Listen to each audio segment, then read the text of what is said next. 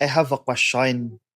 Why is it that one mistake can make people forget all the good we've done? You know what? Ang tinuod is society is quick to judge. Usa lang nimo kasayop, then suddenly your name, imong worth, and even your whole story is reduced to that single moment. Pero paminaw, no? Imong mistakes does not define your life. It's not part, it's part rather, it's part of your journey.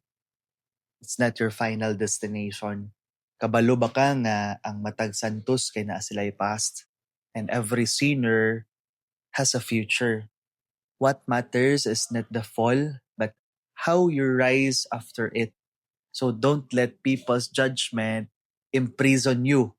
So pilia nga mo grow ka, pilia ang kabaguhan, and let your actions prove that you are more than your worst moment. So the next time the world tries to label you by your mistakes, always remember nga ang Ginoo kay mas dako ang ihang kaluoy than the judgment sa ubang tao. God bless.